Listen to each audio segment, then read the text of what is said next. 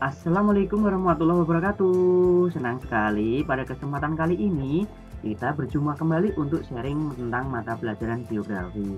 Nah, pada kesempatan sebelumnya kita sudah belajar mengenai peta secara umum. Nah, pada kesempatan hari ini kita akan belajar mengenai komponen peta.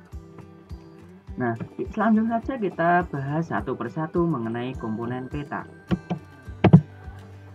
Secara umum, peta memiliki komponen seperti yang ada pada gambar. Nah, kita bahas satu persatu komponen yang ada di dalam peta tersebut. Yang pertama adalah judul peta, yaitu tujuannya adalah untuk menggambarkan isi peta. Nah, contohnya dalam peta ini adalah peta kepadatan penduduk Kota Surakarta tahun 2009.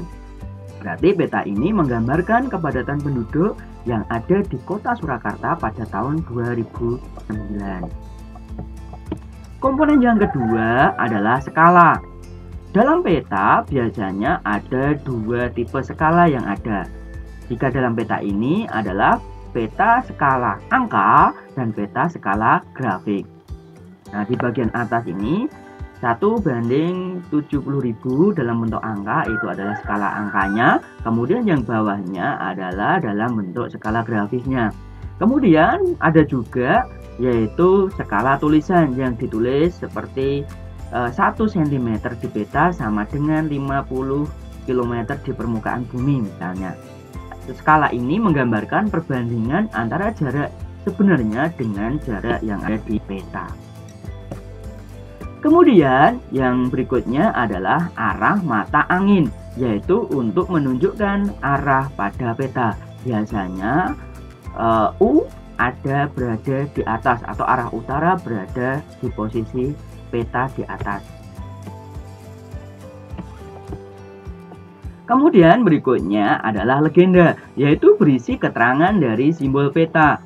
Misalnya di sini jalan itu diberikan simbol garis, memiliki keterangan jalan arteri berwarna merah. Sungai itu berwarna biru, garis-garis berwarna biru dengan kondisi yang tidak teratur misalnya. Kemudian berikutnya adalah insert, yaitu menunjukkan kedudukan daerah yang dipetakan terhadap daerah sekitarnya. Misalnya ini daerah yang dipetakan adalah Surakarta. Kemudian dilihat dari Jawa Tengah, posisi Surakarta itu di mana? Yang dalam peta ini ditunjukkan oleh warna kuning yang kecil, sehingga kita bisa tahu posisi Surakarta itu ada di mana. Kemudian berikutnya lagi adalah sumber peta, yaitu menunjukkan informasi yang digunakan dalam pembuatan peta. Misalnya sumbernya ini dari peta RBI atau peta rupa bumi Indonesia, lembar 1408 .343 skalanya 1:25.000. Yang kedua adalah dari BPS Surakarta dalam angka tahun 2009. Kemudian penyusun peta, yaitu menunjukkan pembuat peta yang bertanggung jawab terhadap isi peta. Nah, ini misalnya disusun oleh Doni Purnomo K5407015 Pendidikan Geografi FKIP UNS.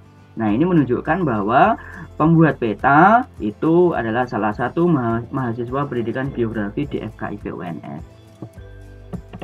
Kemudian berikutnya adalah koordinat, yaitu untuk mengetahui letak berdasarkan garis lintang dan garis bujur lokasi yang dipetakan.